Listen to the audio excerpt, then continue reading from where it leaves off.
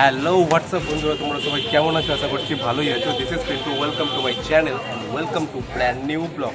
So দেখতে দেখতে finally blog 50-তে পৌঁছে গেলাম। আমাদের ব্যাট নেই, ব্যাট থাকলে আমি এরকম করে দেখাতাম সবাইকে।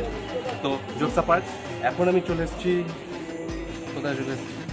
তো এখন আমি যেখানে চলে এসেছি যেটা হচ্ছে রিসরা ডিসি মুখার্জি স্ট্রিট পূজা কমিটি, যেখানে পূজা মণ্ডপটা এবারে বৌদ্ধ মন্দিরের আদলে নির্মাণ করা হয়েছে, যেটা খুবই অসাধারণ দেখতে লাগছে। তো তোমাদের আমি পূজা মণ্ডপ এবং প্রতিমা মূর্তি দুটোই তোমাদেরকে দর্শন করাচ্ছি। পূজা মণ্ডপটাও যেরকম সুন্দর হয়েছে, মায়ের প্রতিমা মূর্তিটাও ঠিক ততটাই সুন্দর হয়েছে। তো পূজা মণ্ডপ এবং প্রতিমা মূর্তি দুটোই আমি তোমাদেরকে দেখাচ্ছি। তার আগে জানাতে চাইবো, তোমরা যারা এই পুজো মণ্ডপটিতে আসতে চাইবে, যে ডিসি মুখার্জি স্ট্রিট, এটা হচ্ছে রিসরা স্টেশন থেকে তোমাদের চারবাতি পর্যন্ত, চারবাতিতে একটা ঠাকুর আছে, সেখানে আসতে হবে। এবং সেইখানে সেই ঠাকুরটা থেকে তার বাদিক দিয়ে একটা রাস্তা এসে যাচ্ছে। তো সেখান থেকে ওই 3 থেকে 5 মিনিট হাঁটা পথে এলেই এই পুজো মণ্ডপটিতে চলে আসতে পারবে। তো চলো তোমাদেরকে পূজা মণ্ডপ এবং প্রতিমা মূর্তি দুটোই দেখানো যাবে।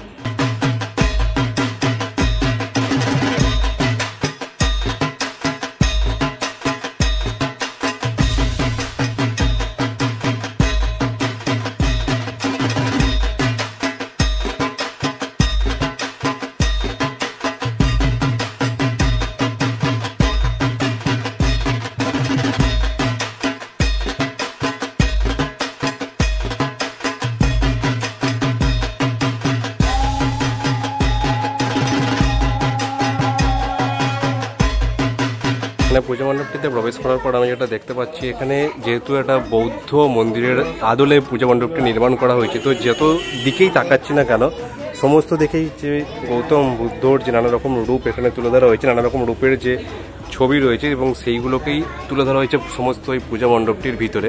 তোমরা একটু ভালো করে দেখলেই বুঝতে পারবে, যেখানে নানা রকম ছবি দেখা যাচ্ছে, যেগুলো গৌতম বুদ্ধেরই নানা রকম রূপ।